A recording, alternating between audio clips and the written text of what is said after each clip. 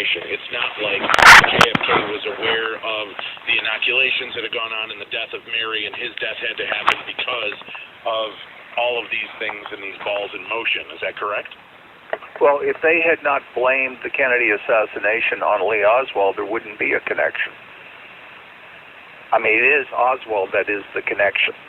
Okay. Okay, but the clarification I'm asking though is the murder of Dr. Mary Sherman and the polio viruses, the cancer monkey viruses that were spread. It's not like Kennedy knew about this or was about to do something that would cause his death. That's not a tie to it. It's just simply the thread between her, the work that was done, and Lee Harvey Oswald. That's correct. I mean, okay. This is not the cause of the Kennedy assassination. All right, great. I had a ton of those questions pouring in on my email and Facebook messages, so I just wanted to get to that and make sure that we did clarify that the only bond in that is Oswald, and that here the stories that he was not connected to these three people can actually be traced through Dr. Mary's book and through this history. Right.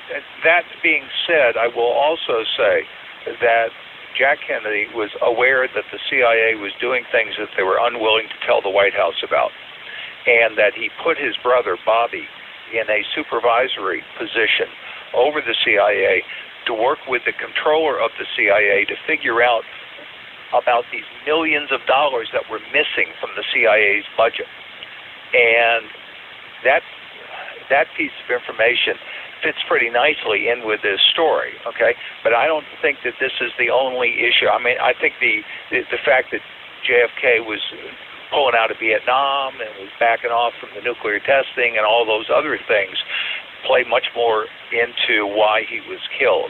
But the racial issue, the whole remember that was the summer of the civil rights thing, and that was a real hot button issue, particularly in the South. And I think that played into Kennedy's death. But the big issue is that Oswald didn't kill Kennedy. And it doesn't matter to my story, frankly, because, if Oswald did kill Kennedy, it makes him that much more of an interesting person in my story. But I don't think he did, because the evidence seems to be that he was on the second floor at the time. So I'll just say that and drop it there, and we can get back to talking about Dr. Mary's monkey. But okay. The real issue is that Oswald was part of this laboratory in David Ferry's apartment. He was, if Judy needed more fetal calf serum for her experiments, Oswald was the guy that would go over to the medical supply place and get it. I mean, he was an operational support person to this. He gets Judy her apartment. He sets her up in her cover job. I mean, he is playing a role. And when Jim Garrison gets his hands on Clay Shaw and Lee Oswald, he thinks he's got his hands on the Kennedy assassination. What he's really got his hands on is the biological weapon. And he doesn't understand it. And so there's a reason for shutting Garrison down for national security that really doesn't have to do with who shot President Kennedy as much as it has to do with the biological weapon.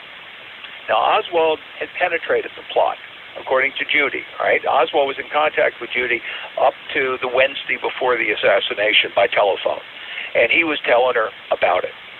And he had penetrated the plot, but he couldn't run because he was afraid they would kill his family if he did. And these guys play rough. So that's where we are. All right, let's take a break. We'll come back. We'll continue with Ed HASLAM right here on Coast to Coast AM.